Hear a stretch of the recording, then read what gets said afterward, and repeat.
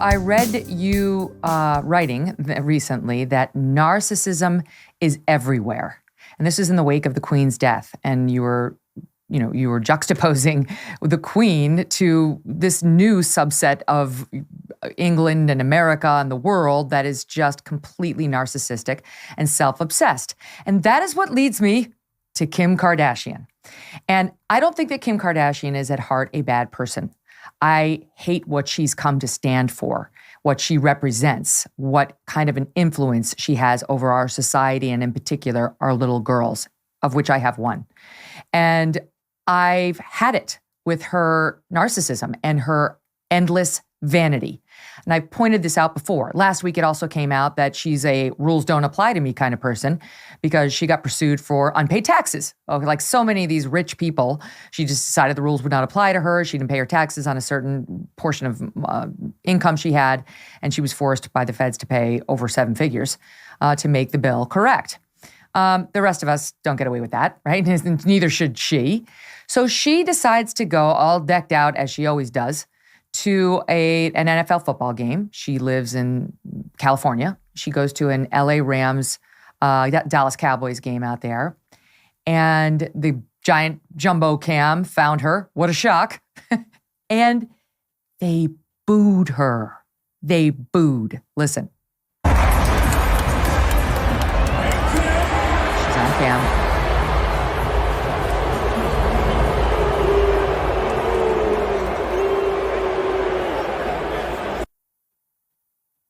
Yeah. So I believe the reason they booed Kim Kardashian is because the country's getting sick of narcissistic, vain, self-promotional, rules do not apply to me type of people like her, like Meghan Markle. And I do think one of the reasons it's in the ether is because the death of the Queen and the reminder of what used to be, what once was, what we used to once revere, versus this false god of money and materialism and selfie culture and weird decisions on extreme plastic surgery that one refuses to acknowledge, infecting it into the bloodstream of our little ones, and so on. Your thoughts? Oh, I don't even want to really add anything to that, except have you seen the latest photographs of Madonna? Oh my God, what's going on with her? I don't know. I mean, I have to say, I loved Madonna back in the day, and she's an amazing artist. She's done extraordinary things, but I guess what happens is that you become addicted to youth and fame, and there are methods in which you can kind of look younger, in which so many people now, they're developing faces that really aren't faces at all. They're masks. And they become permanently fixed on their face. The sort of, the Nancy Pelosi permanently startled look, where you are constantly, your eyes are constantly furiously open, and your skin is incredibly taut. And there comes a point at which, I think of Jared and Ivanka, who, when you at a distance now, their two faces are becoming exactly indistinguishable because they're both strange human features in a white, bland, wrinkle-free, shape-free suit. And then you look at the Queen, you look at someone who had this incredible amount of exposure placed upon her very young. She wasn't even intending to be Queen. This happened to her because of the abdication of her uncle.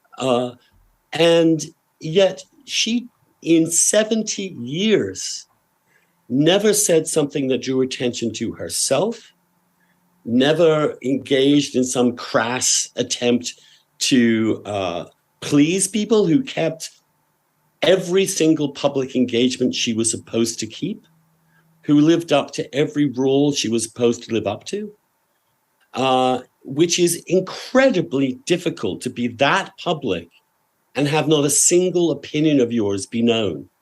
Imagine that. 70 years of doing that, the discipline, the service, the humility, actually, to realize I'm just here because I happen to have the right genetics and I'm just plonked here on a huge, big throne, but I'm going to do my job. and I'm going to do it well. And I tell you, when she died and you saw those scenes, it's because so many people deep down, yeah, they'll buy the tabloids and they'll love the celebrity stuff and they will gobble it all up because it's like candy. But they will respect and revere someone who chose a different path.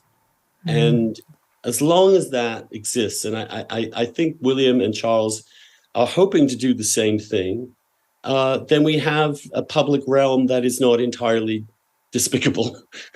Yes, yes. But also it tells me these people aren't happy, that are kind they? of self-restraint was the Queen's level of self-restraint was staggeringly rare. Yes, exactly right. And you wrote, you need only look at those around her, from her husband to her children, to see just how hard it is to lead a life that doesn't wind up in the tabloids or the headlines for the wrong reasons.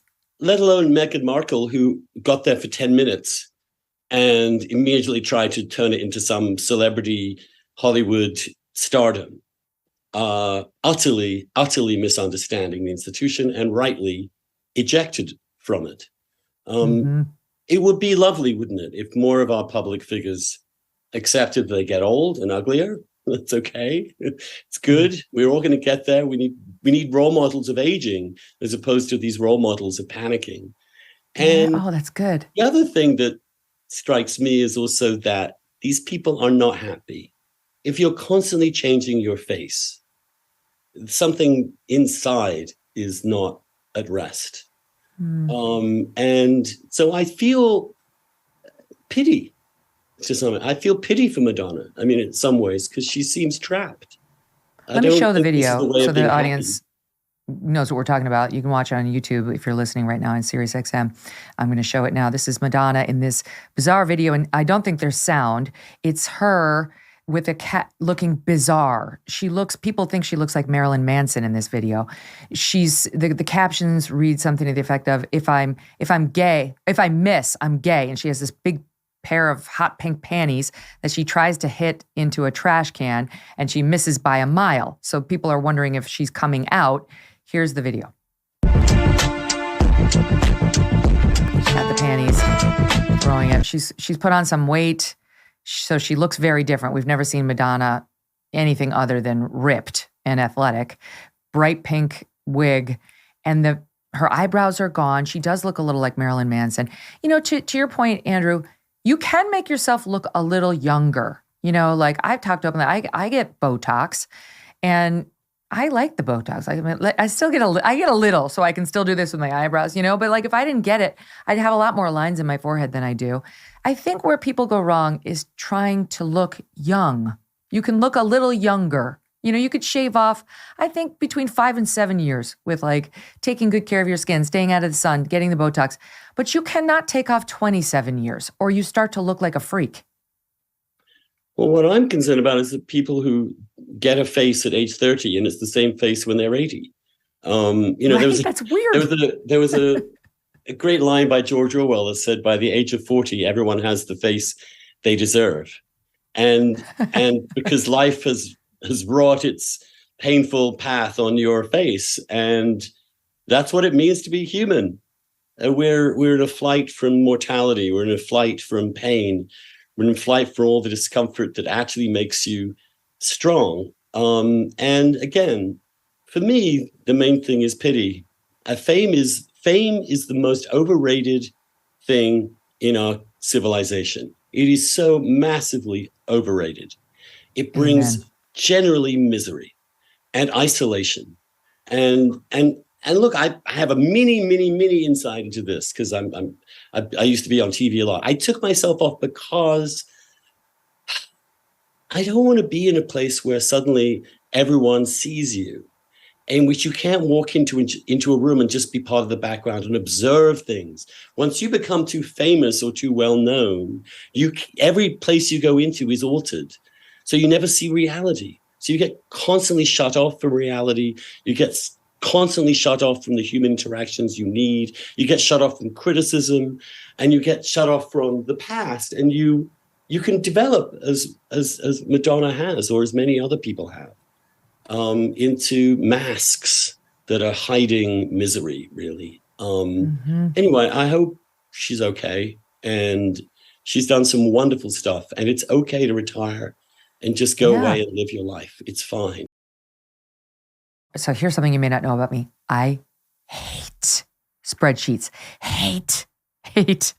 Abby will deal with them, but I see it. I'm like, oh no, I won't even look at one. They make my mind glaze over. I see it's happening right now, just thinking about them. And you may be like me. If so, I have got the solution for you. If your business is still using spreadsheets or emails to manage important sales commissions, there is another way, a better way. Or what if your support and your operations staff is feeling totally stretched and unhappy and stressed out? Are your salespeople constantly trying to piece together the puzzle for what are they getting paid? What's the potential?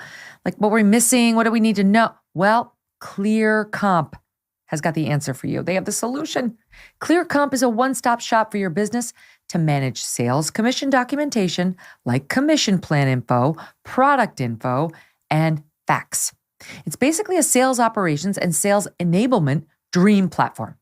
ClearComp works seamlessly with your billing, CRM, ERP, and HR systems, all with the goal of helping your org become more efficient and helping your sales team become more productive. Their dashboards and tools help you identify low-hanging fruit, what opportunities are hot, where you can improve that you hadn't even been thinking about. And as a salesperson, no more black box commission statements and no more hunting around for the latest and greatest decks and one-sheeters. Modernize your sales organization today by visiting clearcomp.com. That's ClearComp.com. Book a demo. Tell them I sent you. You're welcome. Hey, thanks so much for watching. If you like what you just saw, hit the subscribe button for more clips and full episodes.